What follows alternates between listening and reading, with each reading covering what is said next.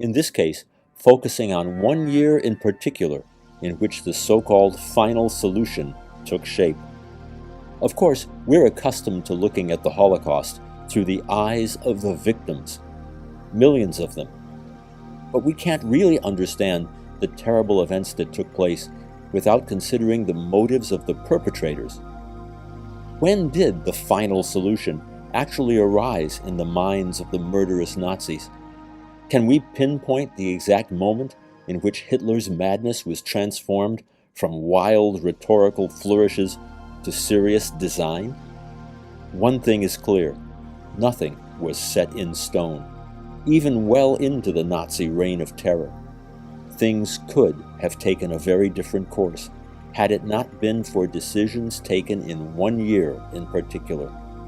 But first, we need to consider the question of how the Nazis chose to govern and to rule. Were the German people cowering in fear as Hitler forced them to do his bidding? Or did Hitler and all his minions prefer to rule through consensus?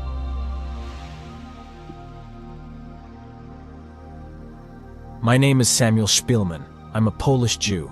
My wife Estera and I are the proud parents of 2 daughters, Regina, a lawyer, and Halina, and 2 sons, Henrik, an accomplished writer, poet and musician, and Władysław, a pianist.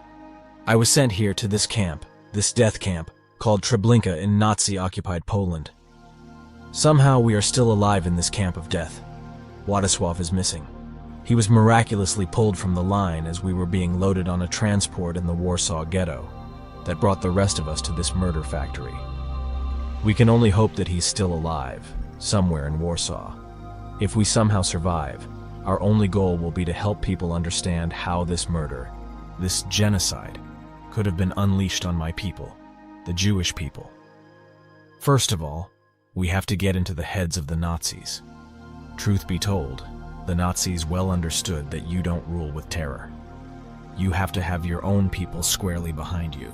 In fact, we have to be careful about saying that the Germans and other peoples were under the Nazis. In reality, people consented. They were actually happy with the system. And why shouldn't they be? After all, 50 days a year were holidays devoted to the Nazi Party. Hitler's birthday was an especially prominent day of celebration. People willingly went to great stadiums at Nuremberg and elsewhere for mass Nazi rallies. The idea was, you have to keep the people stirred up and excited. Complacency is no good, and the Nazi leaders began to fear it. Imagine what propaganda minister Joseph Goebbels might have been thinking to himself.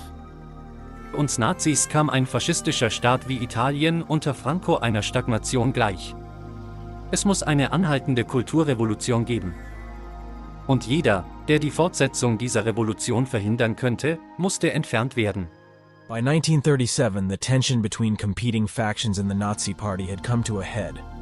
Those who favored institutionalizing and settling down the Nazi revolution were opposed by the radicals, and vice versa. Hitler was actually afraid that he himself might be removed. After all, people were still suffering the effects of the Great Worldwide Depression. So Hitler began to act, to stir afresh the fires of the Nazi Revolution. He remilitarized the Rhineland, which had been demilitarized by the Treaty of Versailles. The Nazi Minister of Finance, Hjalmar Schacht, was one of the conservative voices in the Nazi regime. Ich machte mir vor allem Sorgen die deutsche Wirtschaft und befürchtete, dass eine solche Aufrüstung zu einem Anstieg der Inflation führen würde. Folglich hat Hitler mir seinen Plan nie gezeigt. As it turned out, 1937 proved to be the pivotal year in the Nazi Revolution. In that year, Hitler undertook a twofold radicalization of his regime. First, there was to be an internal purge of anyone contaminated with the so-called Jewish spirit. Schacht was removed from his post. The German ambassadors to Tokyo and Rome were recalled. Opposition voices were imprisoned, including clergymen. On Sunday, June 27, 1937, Lutheran minister Martin Niemöller spoke to his congregation. We have no more thought of using our own powers to escape the arm of the authorities than had the apostles of old. No more are we ready to keep silent at man's behest when God commands us to speak, for it is and must remain the case that we must obey God rather than man. 3 days later, Niemöller was arrested, spending the next 8 months in Berlin's Moabit prison. I was later convicted of abuse of the pulpit and for taking collections. I was sentenced to 7 months imprisonment, but I was released on time served. While leaving the courtroom, I was placed in protective custody by the Gestapo and interned in the Sachsenhausen and Dachau concentration camps until 1945. I will leave to others to recount the horrors experienced in those hells. Upon my liberation, at the end of the war, whatever joy I had was smothered by the reality of the harsh aftermath. My wife Elsa said of me, seid alles schwarz. He sees everything black. Yet I managed to find light in this new darkness. I became president of the Evangelical Church in Hesse in 1947 and president of the World Council of Churches in 1961.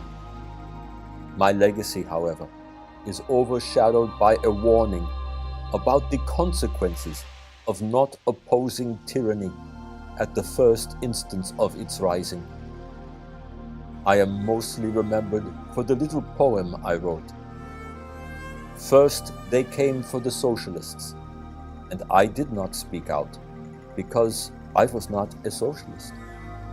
Then they came for the trade unionists, and I did not speak out because I was not a trade unionist.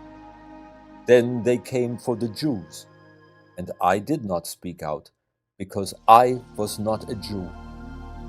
Then they came for me, and there was no one left to speak for me.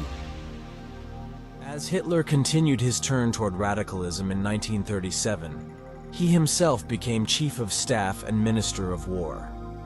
Another radical, Joachim von Ribbentrop, was now Foreign Minister. The post-shocked economy was now to be run by Hermann Göring. The second part of Hitler's radicalization was external. A decision was taken to invade the Soviet Union, while not carried out until 1941, known as the infamous Operation Barbarossa. It was decided upon in 1937. On November 5, 1937, Hitler informed his chief generals in confidence that Germany was to be prepared for war within the next few years, that Czechoslovakia and Poland would be eliminated, and that Germany would expand into Russian territory, as recorded in the protocols by Officer Friedrich Hossbach. The so-called Hossbach Memorandum is the smoking gun needed to demonstrate that 1937 was in fact the pivotal year. Hitler didn't have to take a radical turn. Nothing was set in stone. He might have listened to his finance minister, Hjalmar Schacht. And if he had, there may well have been no such thing as a Holocaust. But he decided that he didn't need professionals in his government. He needed idealists, purists. As it turned out, the radicalism of 1937 brought into focus the fateful year of 1938, and ultimately the final solution itself. It was Jewish policy that was the cornerstone of this radical turn, and was designed to help consolidate his Reich. Hitler had to cure what he conceived as the disease of the body politic. That involved removing leaders of his own government, conservatives, who in his mind had been Judaized. Though they may have been good anti-Semites, they were nonetheless infected with the Jewish spirit. As far as Hitler was concerned, everything that was against him, all opposition voices, even the behavior of the Allies was Jewish spirit. Even as late as 1943, when the Jews had been removed from German soil, the propaganda continued. The Jewish spirit is still here. 1938 lösten wir eine neue Welle antijüdischer Schritte aus.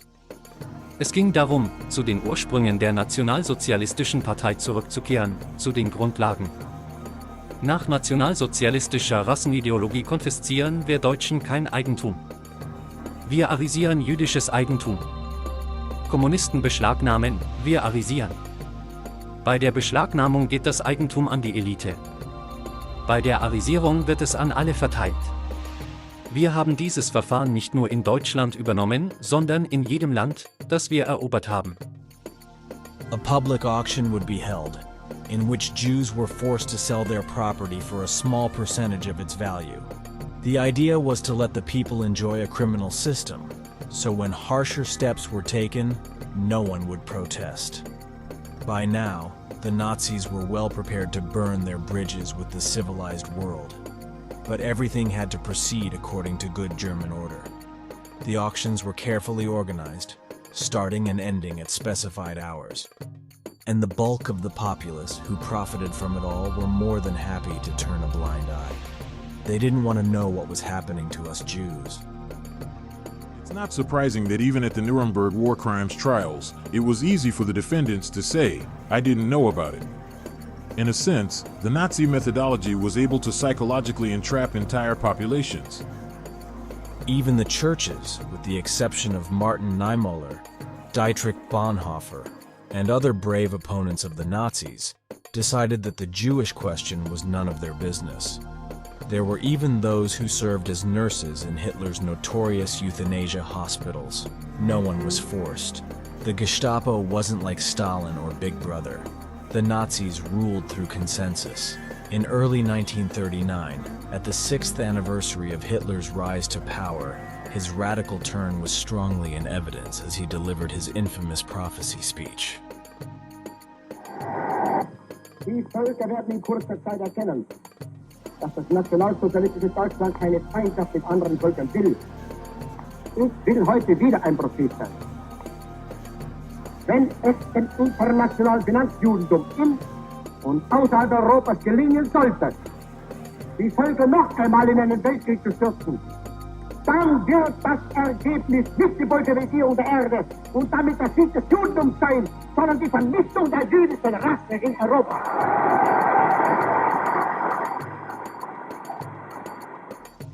Though Hitler often went off script during his remarks, on this occasion he paused and carefully read every word. In his mind, there was no criminality here. It was all predestined. Hitler repeated the same speech in 1942, underscoring his radical intent, in which he never wavered. Even as the tide of war turned decisively against Germany, the radicalism continued.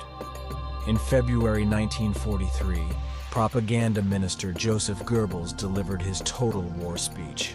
It was the quintessence of radicalism. 2000 Jahre westliche Geschichte sind in Gefahr. Wir können die bolschewistische Gefahr nicht überwinden, wenn wir in einem totalen Krieg nicht gleichwertige, wenn auch nicht identische Methoden anwenden. And he blamed Germany's failures on us Jews. The speech launched a mobilization campaign that arguably prolonged the war under the slogan, Und Sturm, brich los! Is it somehow conceivable that Hitler might have chosen a less radical path? Might different circumstances have prompted him to side with the institutionalizers in his government rather than the most stridently genocidal voices? The only thing we can be sure of is that Hitler's dream remained. We Jews were to disappear. All that would remain would be the abstract Jewish spirit. Of course, Hitler needed scapegoats and enemies to combat, and for that reason, the Jewish spirit would always remain, even after every last Jew had been eliminated. That was the essence of Nazi racial ideology. The character depicted here, Samuel, or Shmuel Spielmann, was a real person and a victim of Hitler's ideology. His son, Władysław, was an accomplished pianist who wrote a book about his experiences, later made into a classic Oscar-winning film called The Pianist. He was the only member of the family to survive.